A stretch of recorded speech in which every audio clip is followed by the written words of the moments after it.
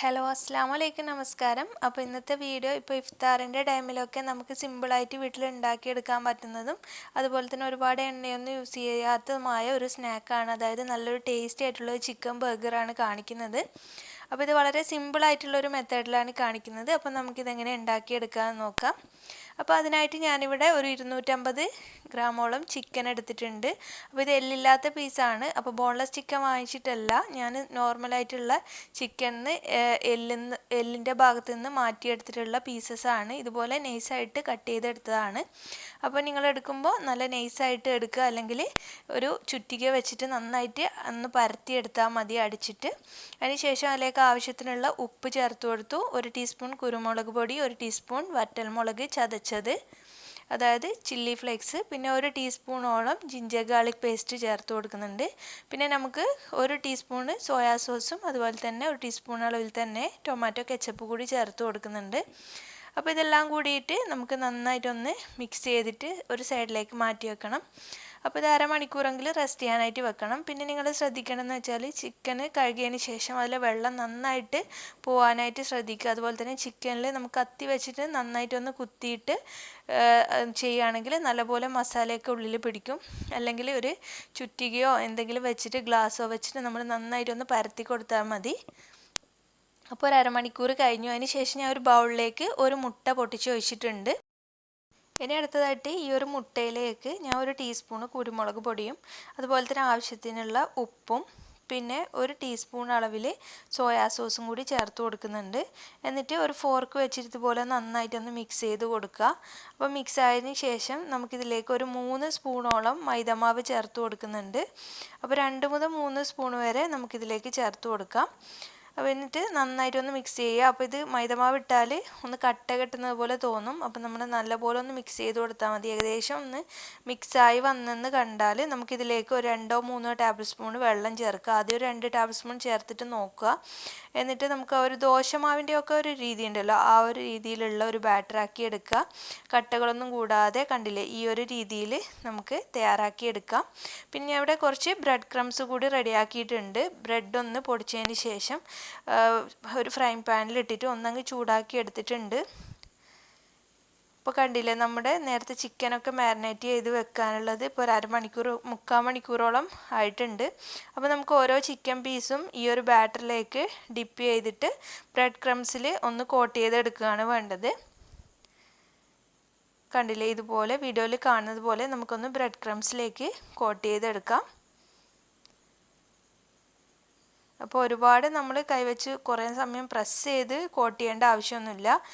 ഒരു അത്യാവശ്യം ഒന്ന് എല്ലായിടത്തും ബ്രെഡ് ക്രംസ് കോട്ടായതിന് ശേഷം നമുക്ക് വേറൊരു പ്ലേറ്റിലേക്ക് ഇത് മാറ്റാം. അതുപോലെ ബാക്കിയുള്ളത് എല്ലാം തന്നെ ഇതുപോലെ തന്നെ സെയിം പോലെ നമുക്ക് ചെയ്തെടുക്കാം. കണ്ടില്ലേ, ഈ ഒരു രീതിയിൽ ബാക്കിയുള്ള ചിക്കൻ പീസസ് കൂടി ഞാൻ ഇവിടെ ചെയ്തെടുക്കുകയാണ്. ഇനി നമുക്ക് ഈ ഒരു ചിക്കൻ പീസസ് ഒക്കെ ഒന്ന് ഫ്രൈ ചെയ്തെടുക്കണം. അപ്പോൾ ഞാൻ സൺഫ്ലവർ ഓയിലാണ് ഫ്രൈ ചെയ്തെടുക്കുന്നത്. അപ്പോൾ ഓയിൽ ഒരു 3-4 ടേബിൾ സ്പൂൺ ഓയിൽ ഒരു പാനിലേക്ക് ഒഴിച്ചിട്ട് ഒരു എന്താ പറയുക, നമുക്കൊരു ഷാലോ ഫ്രൈ പോലെ ചെയ്തെടുത്താൽ മതി. പക്ഷെങ്കിൽ നമ്മൾ കുറച്ച് സമയം ഒരു 10-15 മിനിറ്റോളം ഒന്ന് കുക്ക് ചെയ്തെടുക്കണം. അപ്പോൾ ബ്രെഡ് ക്രംസ് ആയതുകൊണ്ട് പെട്ടെന്ന് കരിഞ്ഞു പോകും. അതുകൊണ്ട് ആദ്യം ഒന്ന് മീഡിയം ഫ്ലെയിമിലും പിന്നെ ലോ ഫ്ലെയിമിലൊക്കെ വെച്ചിട്ട് ചിക്കൻ ഒന്ന് കുക്കായി വരുന്നത് വരെ നമുക്കിതൊന്ന് ഫ്രൈ ചെയ്തെടുക്കാം.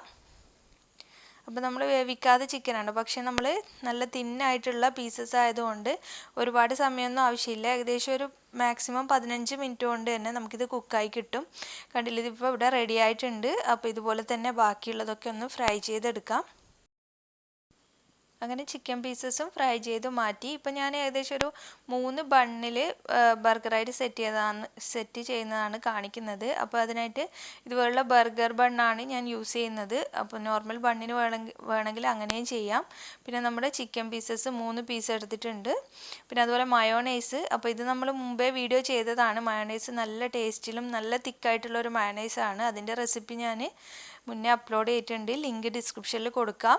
പിന്നെ ടൊമാറ്റോ കെച്ചപ്പ് എടുത്തിട്ടുണ്ട്, അതുപോലെ തന്നെ സാലഡ് ലീവ്സും പിന്നെ കുറച്ച് കുക്കുംബർ ഇതുപോലെ നൈസായിട്ട് കട്ട് ചെയ്തിട്ടും എടുത്തിട്ടുണ്ട്.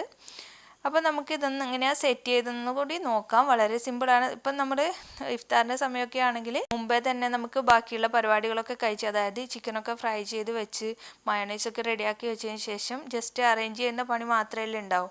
അപ്പോൾ ഇതുപോലെ ബണ്ണിനെ ഇതുപോലെ രണ്ടായിട്ട് കട്ട് ചെയ്തതിന് ശേഷം താഴത്തെ ലെയറിൽ ഞാൻ കുറച്ച് മയോണൈസ് അപ്ലൈ ചെയ്ത് കൊടുക്കുന്നുണ്ട്. ഒരു 1.5 ടീസ്പൂണോളം മയോണൈസ് ചേർത്ത് കൊടുത്തിട്ടുണ്ട്. അതിനുശേഷം നമ്മുടെ സാലഡ് ലീവ്സ് വെച്ച് കൊടുക്കാം. ഈ സാലഡ് ലീവ്സ് വെച്ചതിന് ശേഷം അതിൻ്റെ മുകളിലായിട്ട് ഒരു ചിക്കൻ പീസ് വെച്ച് കൊടുക്കുന്നുണ്ട്. അതിനുശേഷം നമുക്കിതിൻ്റെ മുകളിലായിട്ട് ഒരു 2 പീസോളം കുക്കുംബർ വെച്ച് കൊടുക്കുന്നുണ്ട്. അപ്പോൾ നിങ്ങൾക്ക് താല്പര്യത്തിനനുസരിച്ച് ഇതിലേക്ക് ടൊമാറ്റോ, അതായത് തക്കാളി റൗണ്ടിൽ കട്ട് ചെയ്ത് വെക്കുക, അതുപോലെ സവാള റൗണ്ടിൽ കട്ട് ചെയ്ത് വെക്കുക, അതൊക്കെ നിങ്ങളുടെ താല്പര്യത്തിനനുസരിച്ച് വെക്കുക. പിന്നെ മറ്റേ പീസിലേക്ക് ഞാൻ കുറച്ച് ടൊമാറ്റോ കെച്ചപ്പ് സ്പ്രെഡ് ചെയ്തിട്ട് ഇത് ഒന്ന് അടച്ചു വെക്കുകയാണ്. അപ്പോൾ നമ്മുടെ ബർഗർ റെഡിയായി. അപ്പോൾ ഇത്രയേ ഉള്ളൂ പരിപാടി.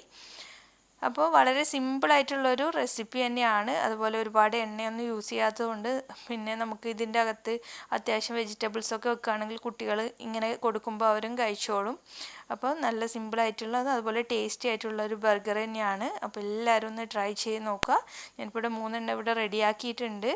അപ്പോൾ എല്ലാവർക്കും ഇഷ്ടമായി എന്നാണ് കരുതുന്നത്. ഈ വീഡിയോ ഇഷ്ടമായാൽ തീർച്ചയായിട്ടും ഒന്ന് ലൈക്ക് ചെയ്യുക. അതുപോലെ തന്നെ നിങ്ങളുടെ അഭിപ്രായങ്ങളൊക്കെ ഒന്ന് കമൻറ്റ് ചെയ്യുക. പിന്നെ നിങ്ങൾ ഇതുവരെ ചാനൽ സബ്സ്ക്രൈബ് ചെയ്യാതെ കാണുന്ന ആരെങ്കിലും ഉണ്ടെങ്കിൽ എൻ്റെ വീഡിയോസ് ഇഷ്ടമാവുകയാണെങ്കിൽ ഒന്ന് സബ്സ്ക്രൈബ് ചെയ്ത് സപ്പോർട്ട് ചെയ്യണേ. വീഡിയോൻ്റെ താഴെ ഒരു ചുവന്ന നിറത്തിൽ സബ്സ്ക്രൈബ് എന്നെഴുതിയത് കാണാം, അതൊന്ന് ക്ലിക്ക് ചെയ്യുക. അപ്പോൾ വരുന്ന ബെൽ ബട്ടണിൽ 3 ഓപ്ഷൻസ് കാണാം. അതിൽ ഓൾ എന്ന ഓപ്ഷൻ ക്ലിക്ക് ചെയ്യുകയാണെങ്കിൽ ഞാൻ അപ്ലോഡ് ചെയ്യുന്ന എല്ലാ വീഡിയോസും മുടങ്ങാതെ കാണാൻ കഴിയും. അപ്പോൾ താങ്ക് യു.